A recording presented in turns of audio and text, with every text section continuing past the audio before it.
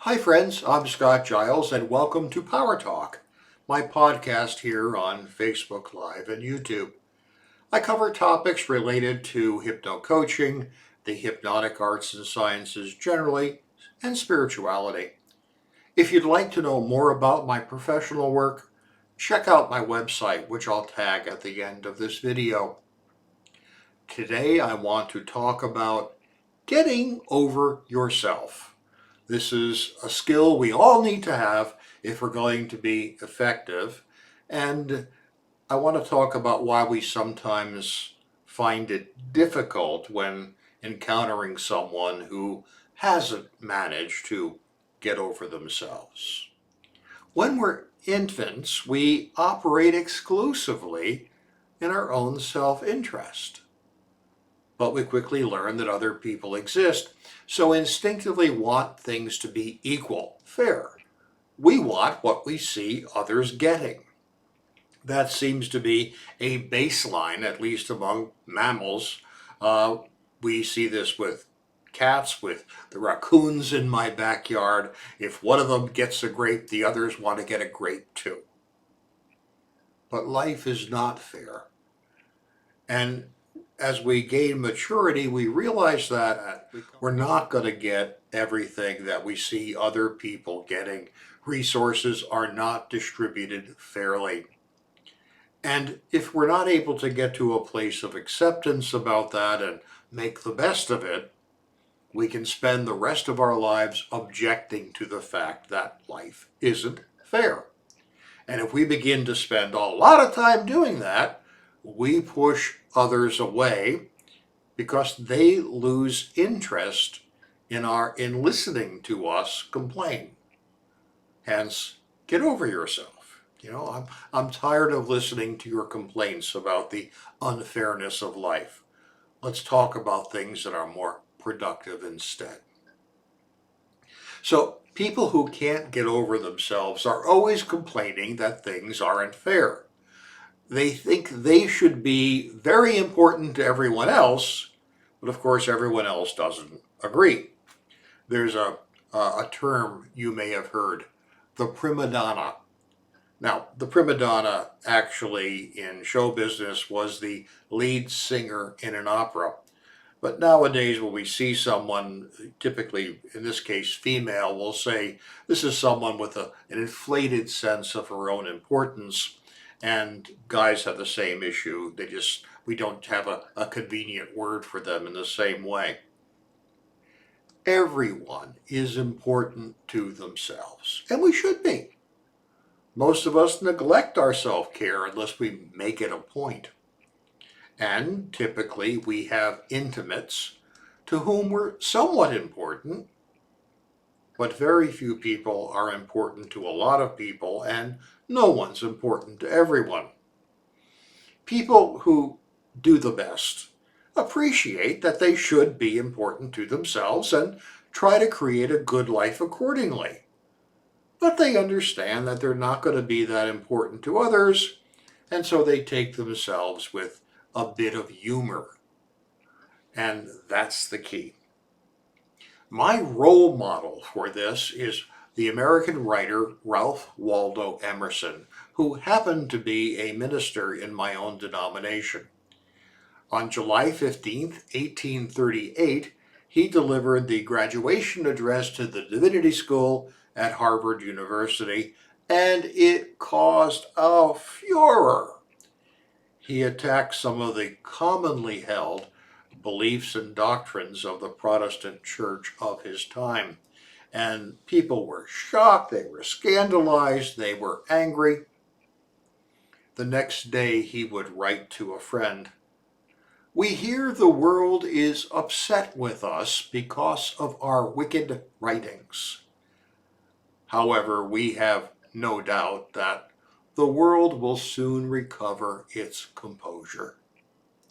People howled at this response. They wanted him to be reactive and defensive, but he wouldn't fight with them. He would not let them get under his skin because he took himself with a smile. He knew what he believed. He put it out there into the world. He wasn't going to get reactive. And when people came at him trying to pick a fight, he just dismissed them with a little bit of humor because he didn't take himself that seriously either. He meant what he said, but he wasn't going to get drawn into pointless fights. So, some tips. Don't expect life to be fair. It's not. Second, and this has come out of my own professional work with my clientele, don't chase happiness. Happiness is an emotional state, and neither you nor I have ever had an emotional state that's lasted. Instead, chase calm. It's possible for the feeling of calmness to be long-term. And that's why things like mindfulness and self-hypnosis are so useful. Understand you can't always expect to come first. You can't always expect people to agree with you. And when you face that reality, the proper response is just to smile. Now, it's of course the case that when things are difficult, that the appropriate thing to do is to focus on ourselves. Kevin Abdurrahman, a motivational coach, makes this point with a story. He says, if the plane is crashing, focus on yourself. That's really appropriate. Put your own mask on first. If the cabin's lost pressure, be sure you got your seatbelt on. Yes. If things are not going well, focus on yourself. But if the flight is going well, then it's no longer appropriate to focus only on yourself. For example, you can't steal food off someone else's plate because you're hungry. You can't go around maintaining an exclusive self-focus when circumstances don't support that.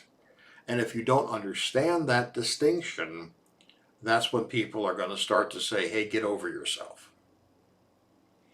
Now, the really magical thing that I've noticed is that if you do this, if you get over yourself, if you regard yourself with a sense of humor and don't get defensive and don't fight back every time someone offers you some bait they want you to rise to, things will tend to break your way. No one likes someone who's self-important. No one helps other people who convey an air of self-importance. The people we're inclined to look upon with favor are the people who take care of themselves and take themselves with honest good humor, who give others space and enjoy them too, but they don't require everyone to take them as seriously as some people take themselves.